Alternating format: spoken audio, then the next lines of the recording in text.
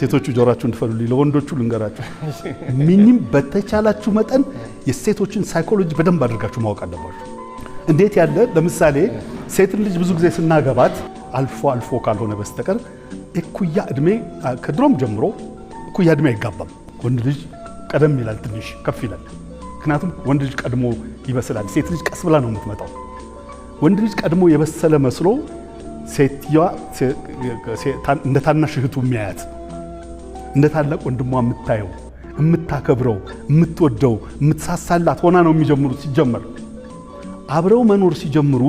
የወንዱ ጉዞ ቀስ እያለ ሲሄድ ሴቷ አክሰለሬት አድርጋ ትደርስበታለች ሴት ልጅ ሁሉ ጊዜ አፍንጫችሁ ውስጥ ሆና ማሽተት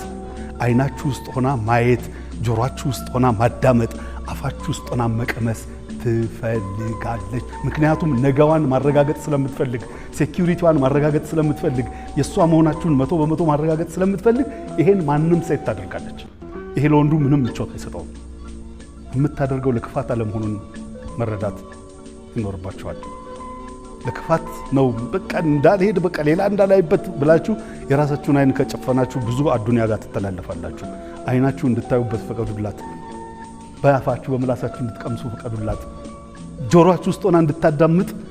ደግደጉን ስሙላት ከዛ በኋላ መሪውን የናንተ ናችሁ የምትሆኑት ብዙ ጊዜ የብዙዎች ትዳር ችግር የኦርኬስትራው ሊደር ማን ነው